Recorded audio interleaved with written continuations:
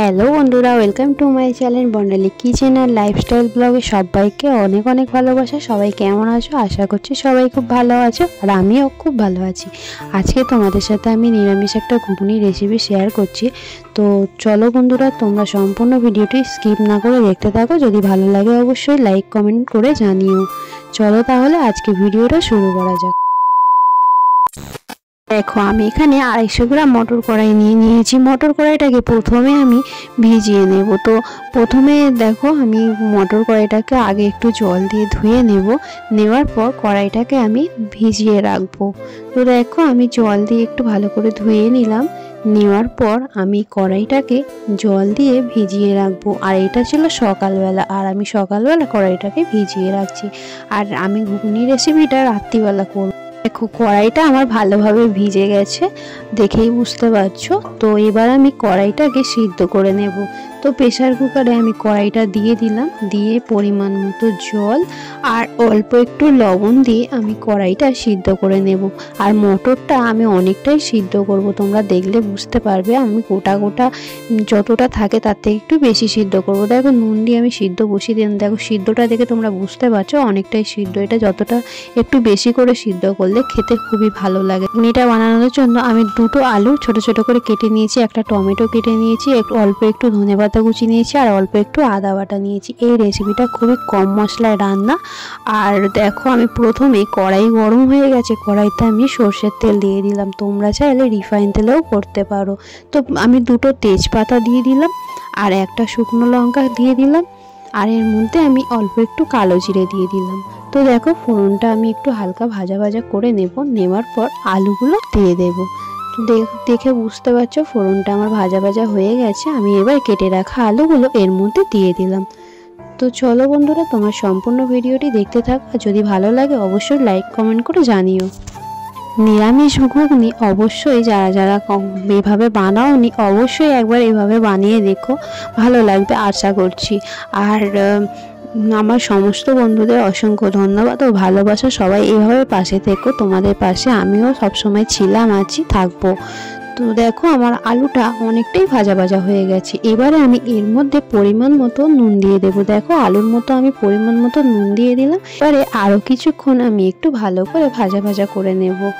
তো দেখো, আমার আলুটা অনেকটাই ভাজা ভাজা হয়ে গেছে। আমি আবারও কিছুটা ভাজা ভাজা করে নেব। তারপরে আমি কি মশলা দিচ্ছি তোমরা সবটাই দেখতে থাকো।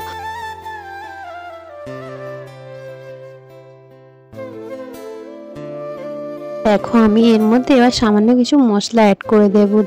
যেমন 1.5 চামচ দিলাম হলুদ গুঁড়ো, আর এখানে 1 চামচ দিলাম লাল লঙ্কার গুঁড়ো। তো ঝালটা তোমরা তোমাদের পরিমাণ মতো দিও। আমি এখানে আমার পরিমাণ মতো ঝালটা দিয়ে দিলাম। তো দেখো, আমি এবার এটাকে খুব ভালো করে একটু ভাজা ভাজা করে নিচ্ছি।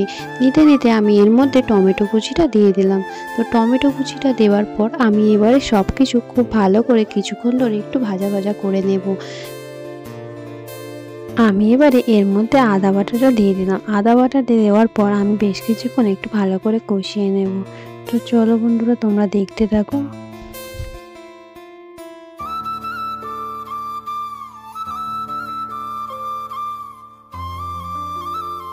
দেখো, আমার খুব ভালো করে কষিয়ে নেওয়া হয়ে গেছে। এবারে আমি পরিমাণ মতো জল দিয়ে দিলাম। জলটা খুব বেশি দেব না, মোটামুটি দেবো। তো দেখো, মটরটা যেহেতু সিদ্ধ করা আছে, আমি জলটা এতটা পরিমাণ দিলাম।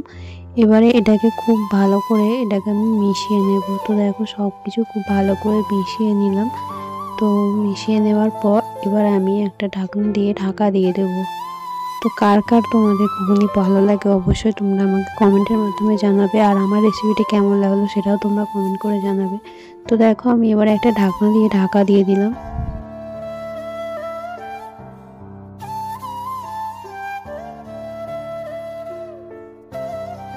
কিছুক্ষণ পর আমি এবার ঢাকাটা খুলে নিচ্ছি। তো এবারে আমি যে সিদ্ধ করা মটরটা ছিল সেই মটরটা আমি এবার এর মধ্যে দিয়ে দেবো। তো দেখো, আমি সিদ্ধ করা মটরটা এবার এর মধ্যে দিয়ে দিলাম। দেওয়ার পর খুব ভালো করে এটাকে আমি মিশিয়ে নেব।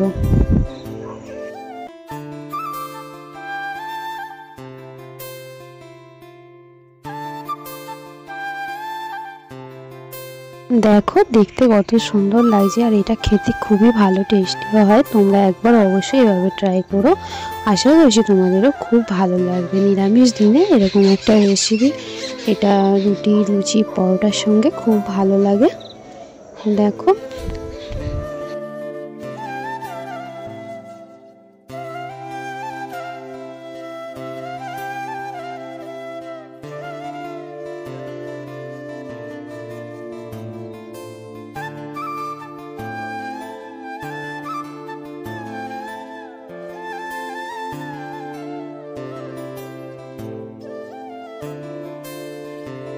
দেখো ঘুগনিটা আমার প্রায় হয়ে এসেছে। এবারে আমি এর মধ্যে ভাজা জিরে গুঁড়ো ছড়িয়ে দিলাম। তো ভাজা জিরে গুঁড়োটা ছড়িয়ে দেওয়ার পর আমি এটাকে খুব ভালো করে একটু মিশিয়ে নেব। তো দেখতেই পাচ্ছ আমার এটা প্রায় রেডি হয়ে গেছে। আর আমি এবারে ধনেপাতা কুচিটা ছড়িয়ে দেব। তো দেখো ধনেপাতা কুচিটা ছড়িয়ে দিলাম। ধনেপাতা কুচিটা ছড়িয়ে দেওয়ার পর আমি এবারে একটু গরম মশলা দিয়ে দেবো। তো গরম মশলাটা দেওয়ার পর খুব ভালো করে মিশিয়ে নিলে রেডি হয়ে যাবে।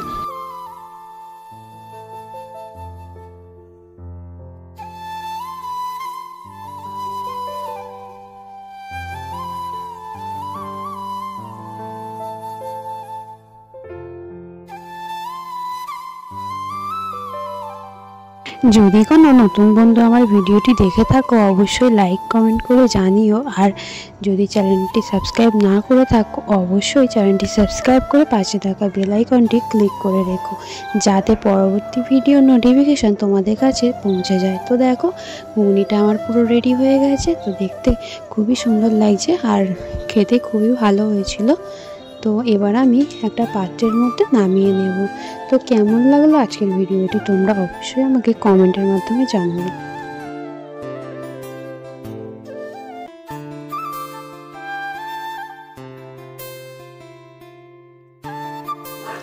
দেখো রেডি হয়ে গেছে আমার ঘুগনি। তো আমি এবার একটা পাত্রের মধ্যে তুলে নিচ্ছি। তো সবাইকে অসংখ্য ধন্যবাদ, এভাবে পাশে থেকো। আর এতক্ষণ পর্যন্ত যারা ভিডিওটি দেখছিলে সবাইকে অসংখ্য ধন্যবাদ। সবাই খুব ভালো থেকো, সুস্থ থেকো, সাবধানে থেকো। আবারও দেখা হবে অন্য কোনো ভিডিওতে। তো আজকের ভিডিওটি যদি ভালো লেগে থাকে তাহলে অবশ্যই কমেন্ট করে জানিও, মিষ্টি মিষ্টি কমেন্ট করো, একটা করে অবশ্যই লাইক করে দিও। সবাইকে অনেক অনেক ভালোবাসা, সবাইকে টাটা, সবাই ভালো থেকো, টাটা।